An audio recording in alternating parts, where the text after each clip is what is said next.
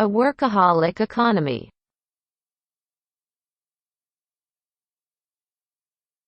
For the first century or so of the Industrial Revolution, increased productivity led to decreases in working hours.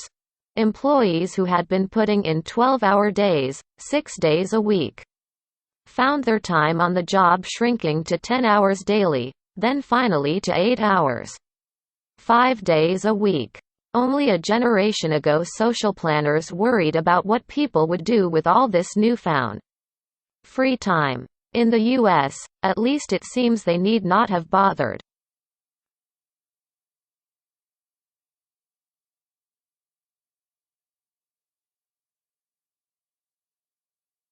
Although the output per hour of work has more than doubled since 1945, leisure seems reserved largely for the unemployed and underemployed. Those who work full-time spend as much time on the job as they did at the end of World War II. In fact, working hours have increased noticeably since 1970, perhaps because real wages have stagnated.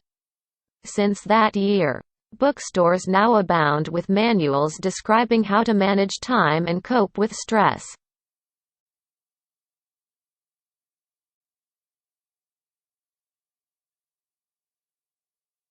There are several reasons for lost leisure. Since 1979, companies have responded to improvements in the business climate by having employees work overtime rather than by hiring extra personnel, says economist Juliet B.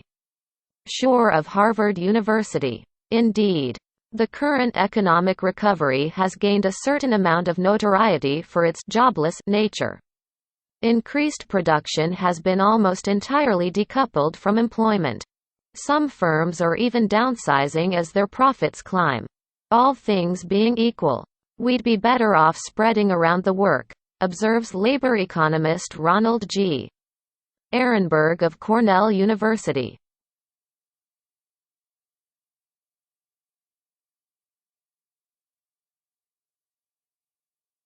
Yet a host of factors pushes employers to hire fewer workers for more hours and at the same time compels workers to spend more time on the job.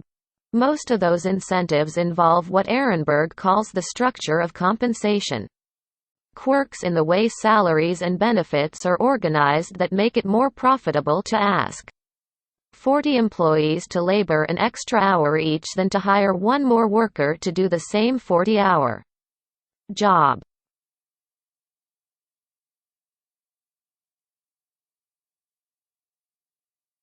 Professional and managerial employees supply the most obvious lesson along these lines. Once people are on salary, their cost to a firm is the same whether they spend 35 hours a week in the office or 70. Diminishing returns may eventually set in as overworked employees lose efficiency or leave for more arable pastures. But in the short run, the employer's incentive is clear. Even hourly employees receive benefits, such as pension contributions and medical insurance, that are not tied to the number of hours they work. Therefore, it is more profitable for employers to work their existing employees harder.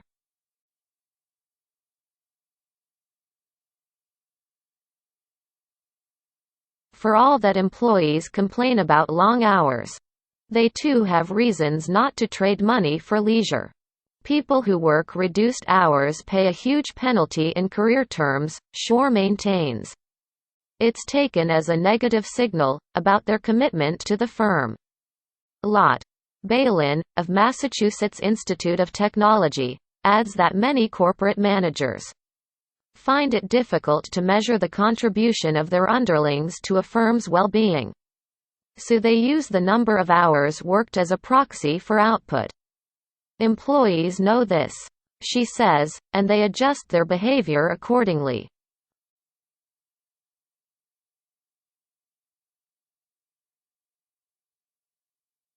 Although the image of the good worker is the one whose life belongs to the company, Balin says, it doesn't fit the facts.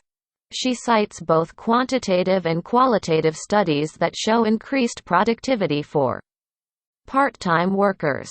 They make better use of the time they have and they are less likely to succumb to fatigue. In stressful jobs, companies that employ more workers for less time also gain from the resulting redundancy. She asserts, the extra people can cover the contingencies that you know are going to happen, such as when crises take people away from the workplace. Positive experiences with reduced hours have begun to change the more is better culture at some companies, Shore reports.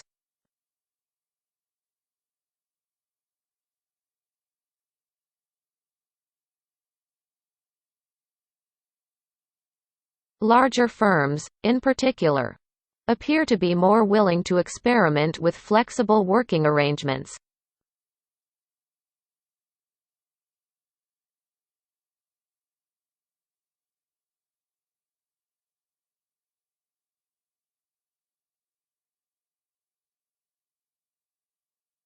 It may take even more than changes in the financial and cultural structures of employment for workers successfully to trade increased productivity and money for leisure time.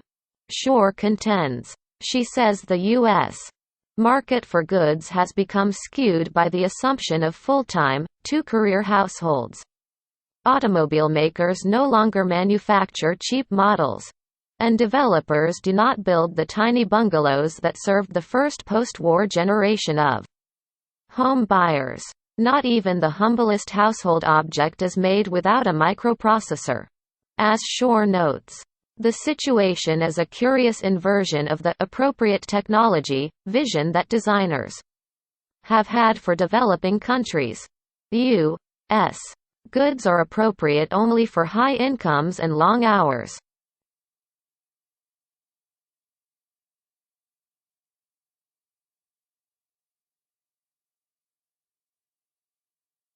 Questions 2732. Do the following statements agree with the views of the writer in reading passage 4? In boxes 2732 on your answer sheet write yes if the statement agrees with the writer, no if the statement contradicts the writer, not given if it is impossible to say what the writer thinks about this example. Answer. During the Industrial Revolution, people worked harder, not given.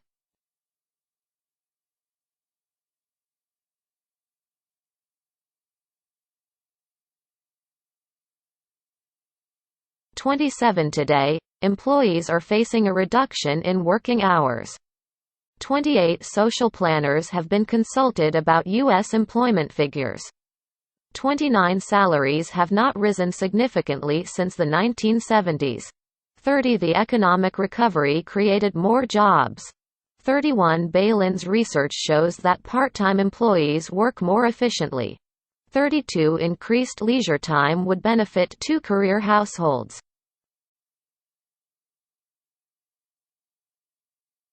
Questions 3334. Choose the appropriate letters AD and write them in boxes 33 and 34 on your answer sheet.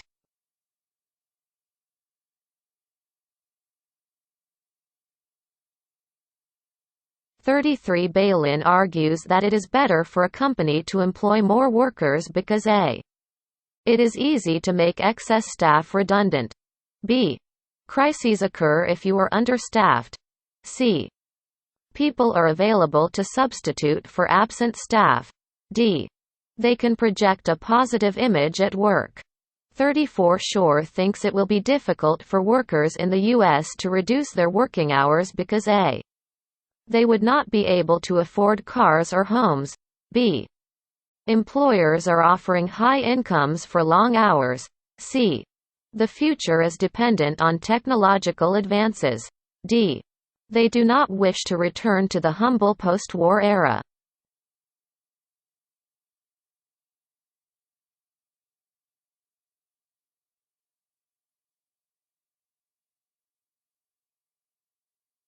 Questions 3538. The writer mentions a number of factors that have resulted in employees working longer hours.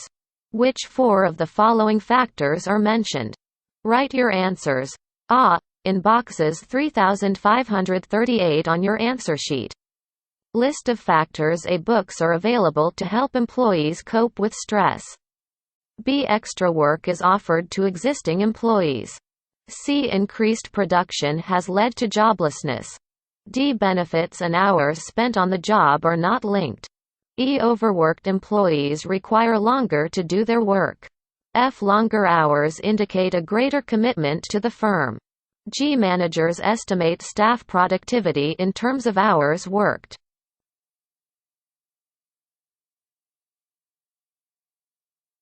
H. Employees value a career more than a family.